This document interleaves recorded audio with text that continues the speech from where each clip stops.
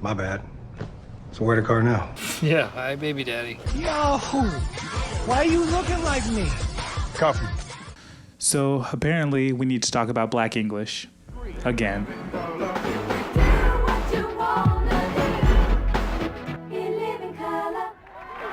Today we're going to talk about one of the most widely imitated and recognized features of Black English grammar, one of the words that gets the absolute most hate, and finally we'll talk about a pronunciation quirk that even many Black people find funny. And to wrap it up, I'll respond to a couple of comments from what was apparently a very controversial statement that I made in my previous video. So the features that I talked about are stigmatized and often seen as uneducated or ignorant. But if you've seen any video on linguistics pretty much ever, you can probably guess how this is going to go. I'm going to sit here and defend them and say it's actually good that people talk like this. And some of you may be wondering, why is it that linguists are always insisting that bad grammar is okay?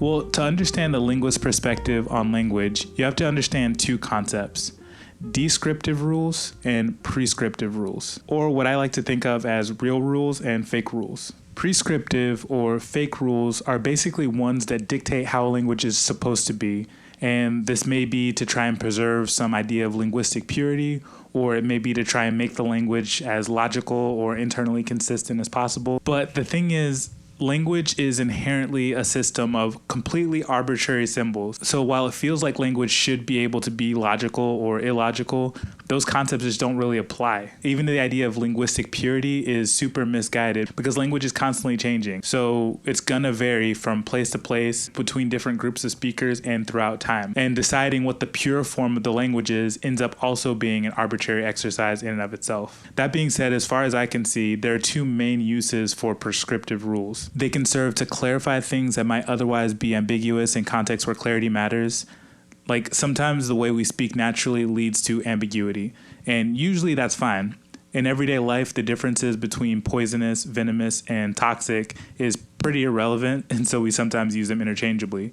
But if you work at, say, an exotic zoo, you should probably know the difference between those three words. And the second purpose is that prescriptive rules can serve as an arbitrary proxy for intelligence by basically showing how well someone has mastered and internalized a random set of standard rules. Whether you realize it or not, I think most of us, when we meet somebody, we immediately start evaluating how smart or how intelligent we think that person is. And one of the many things that we consider is how standard their speech is. And the unfortunate part about that last point is that what we consider to be the standard rules of the language pretty much historically 100% coincides with the way the upper class speaks in a given society. And that can feed into the idea that the way that the upper class speaks is more correct, more logical, and just better overall. Now, on the flip side, descriptive rules are basically rules that are meant to try and understand or describe the way language actually functions in the minds of native speakers. It's an attempt to try and deconstruct the rules that we all have in our brains that we're not even aware of that govern how we speak. And to understand the difference between the two types of rules, you can think about it like this. Descriptive rules are similar to the way a zoologist views animals. They recognize that all animals are different and distinct from one another, and their job isn't to dictate what the behavior of these animals should be like. It's to observe that behavior and then see how that fits into that animal's environment, their species, how they interact with other animals, and by doing so, they can learn about the ecosystem as a whole. Meanwhile, the prescriptive approach to language culture is similar to dog shows. At confirmation events, each dog is judged by how closely they compare to their specific breed's official standard and not against the other dogs in the ring. And personally, I could see how animal lovers could be interested in both perspectives, and likewise, I could see how people who love language end up on both camps. But to linguists, professional and amateur like myself, the latter view just isn't as interesting. So when a linguist encounters non-standard grammar or pronunciation, rather than frowning on it and thinking about how it deviates from an ideal standard of the language, they're thinking about whether it's an isolated slip of the tongue, whether it's part of a larger pattern, how many people have this feature. Is it something that's spreading? Where does it come from? How does it compare to other structures, either in the same language or in other languages? All those questions are more interesting than just saying, it's bad, don't talk like that. And that brings us to our first stigmatized feature that we're going to talk about today, which is the use of the zero or null copula. Who that? In a language, the copula is like a special type of verb. For our purposes, we can think of the English copula to be, and specifically its conjugated forms, is, am, are, was, and were. So, for example, the car is red or the shoes are wet.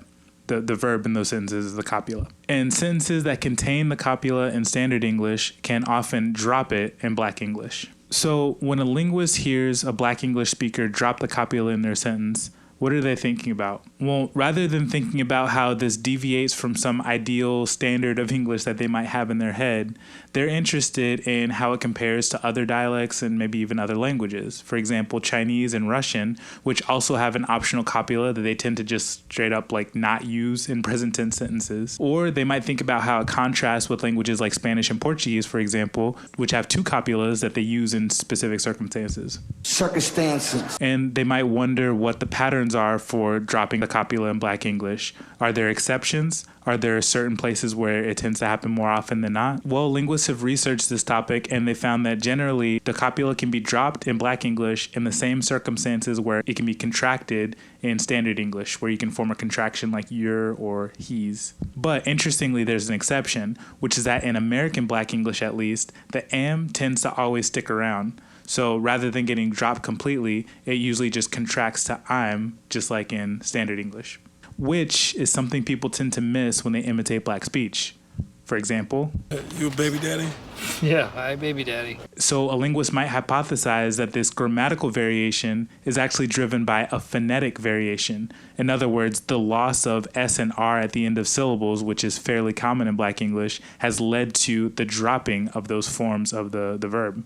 Which is an interesting thought, and it's one I'll explore a little bit more on my Instagram page because I don't have time to get too in-depth on it right now, but I'll put some more information there in case anybody's interested. And also interestingly, Michael Scott isn't the only person who misunderstands which forms of the verb to be can be dropped. We also saw it in one of my favorite clips from my previous video on this topic. I was like, no, like, I finna be in the pit. And that clip also features the highly stigmatized word finna. As we can see from this post, some people have very strong feelings about the use of the word finna, but when a linguist looks at this word, what do they see? Well, the first thing they'd be interested in is where it comes from. Since it doesn't appear in standard English, it has to have an etymology of come from somewhere. And in this case, we find that the phrase fix into, which means like getting ready to do something in Southern English, has morphed or evolved into finna through a process known as grammaticalization. Grammaticalization is when a word goes from being a content word, which conveys semantic or like meaningful information,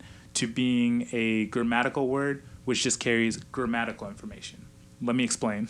As we said before, fixing to meant preparing to do something, so it conveyed a semantic meaning. But the word finna is used as a tense marker. It marks that the verb that comes after it is in the future tense. And what's really interesting is that this process has happened in English like a bunch of times. So for example, the word will used to be a content word meaning want, desire, but it came to be a grammatical marker for the future tense. The word shall similarly used to mean be obligated or to owe, but then through the process of grammaticalization, it became a grammatical word indicating the future tense. And lastly, the phrase going to indicates motion, but over time, the grammaticalized form gonna has come to serve only as a marker of the future tense. And think about this for a second.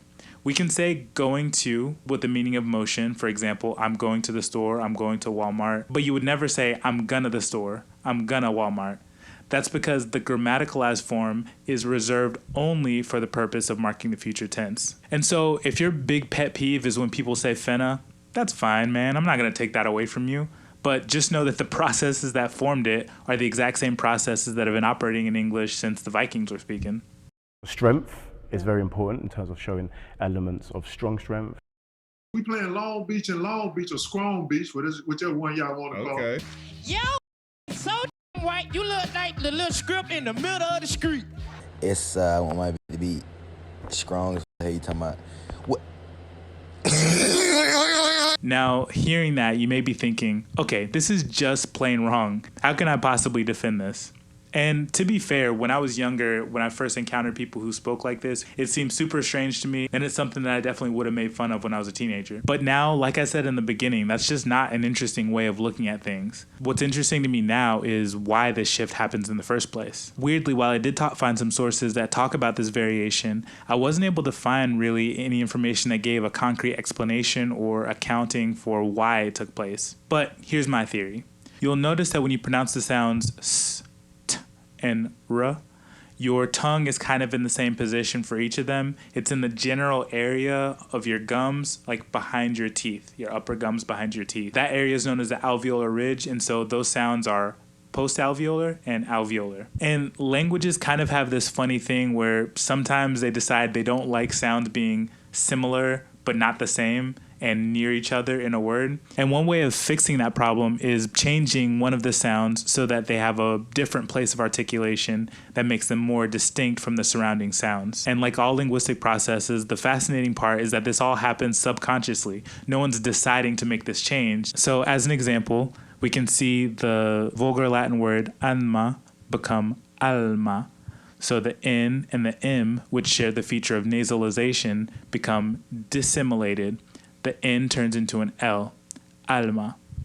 And similarly with omne, we see a dissimilation where the N becomes an R. So omne becomes hombre, which eventually becomes hombre in modern Spanish. And similarly, I think the alveolar plosive T becomes the velar plosive K for these speakers for the same reasons, basically to make it more articulatorily distinct from the surrounding sounds. And what's cool is this isn't the only way of resolving the problem. Other English speakers have a different subconscious strategy for making this consonant cluster easier to articulate.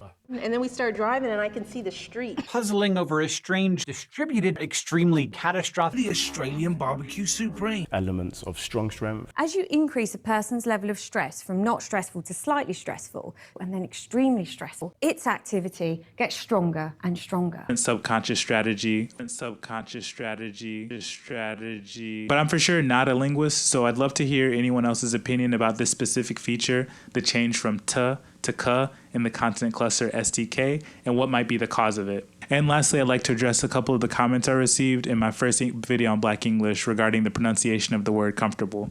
First of all, thank you so much to everybody who commented. I really appreciated the feedback, and that's one of the reasons that sparked me making this new video, is the fact that people engage with it so much. But let's address the first category of comments, which was people who disagreed that they pronounce it comfortable, that they have what's called metathesis in that word, switching the sounds around, but they didn't really say how they feel like they pronounce it, so it's not super helpful. There were also some folks who pointed out that in Caribbean English, it actually is common to have the 4-syllable pronunciation, the full pronunciation, so to speak. And I'll say that was totally an oversight on my part. That was my bad. I was pretty much focused on the standard pronunciations that we find in the US, but I did ignore other parts of the English-speaking world, which may say things differently. Then there were the Brits, who were very polite in their comments, but were insistent that their pronunciation of the word comfortable didn't represent metathesis. I have to disagree with these comments. Comfortable. Comfortable. Turble. Double.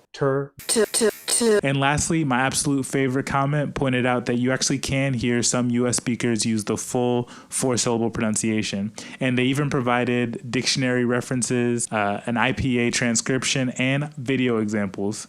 Interpersonally comfortable. Who will prefer to fly on a cheaper and more comfortable ride. And if you feel comfortable, go ahead and... Dude went like above and beyond. So yeah, once again, I just want to thank you guys for all your feedback. Please feel free to comment on this video if there's any points that you disagreed with or that you'd like to add.